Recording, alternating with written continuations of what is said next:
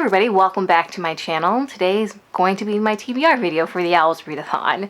I've done it before and it's pretty much the same concept as before. It's a month-long readathon. It follows like the idea of you're reading prompts specifically for a wizarding career choice that you want, and then you read to fulfill those prompts, and once you read that book for that prompt, you pass that owl.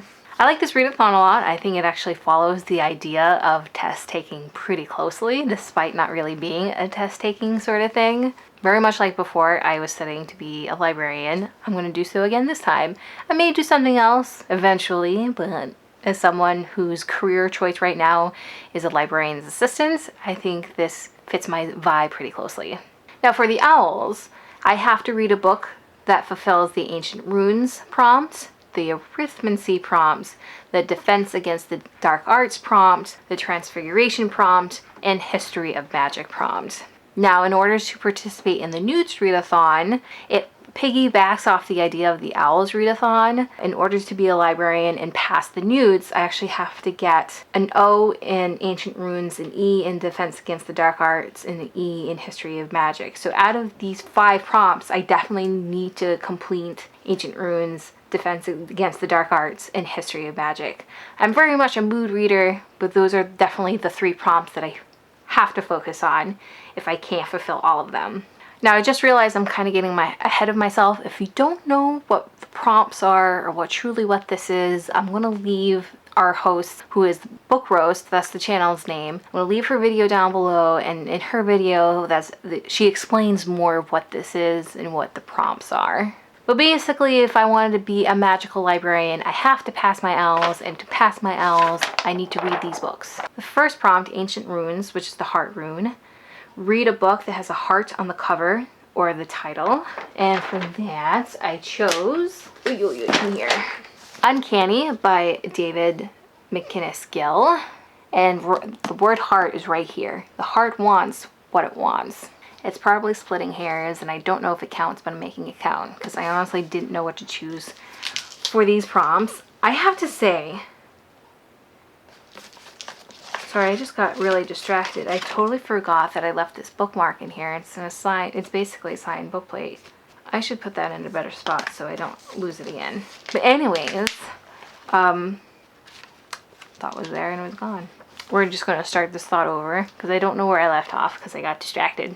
The book is Uncanny. It's kind of like an Edgar Allan Poe sort of retelling. I got this in a book box, and I don't quite remember which one.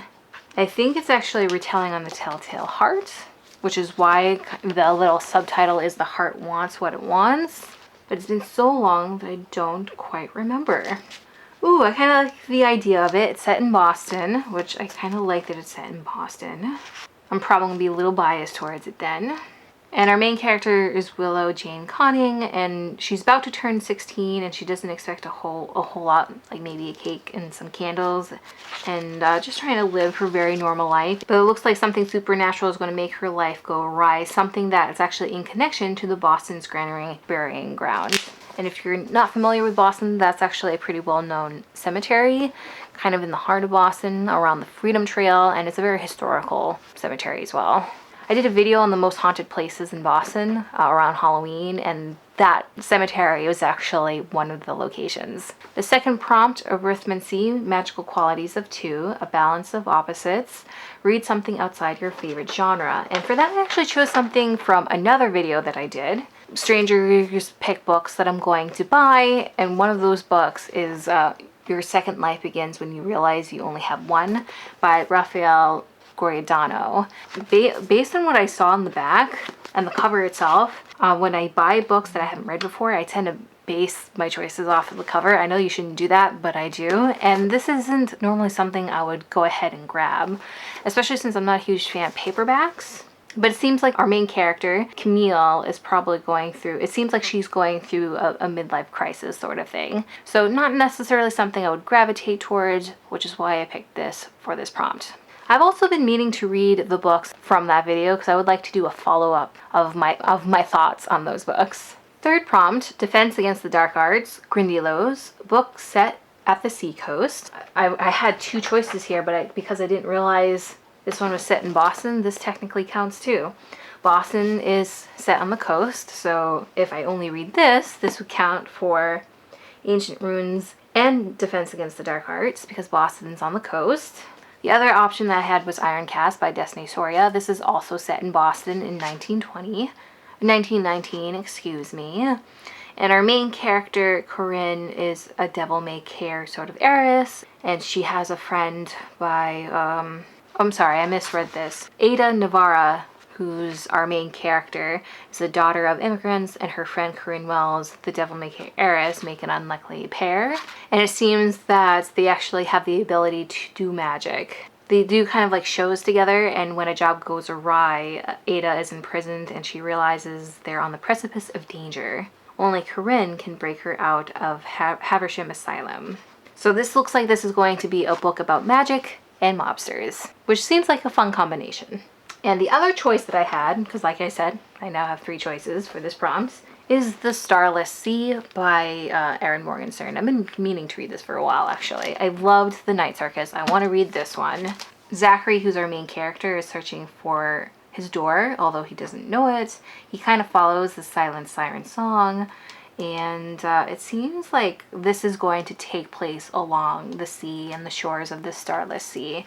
All I know that this is, you know, a fantasy read by Erin Morgenstern, and honestly, that's all I really need to know. I like to keep myself in the dark about books as much as I can, and I feel like this is a book that I'm going to love if I'm surprised by what's happening, so I'm going to keep the surprise there and not look too deeply into this. The 4th prompt, Transfiguration, Animagus Lecture, a book or a book series that includes shape-shifting. And I had a tough time trying to think of a book for this one.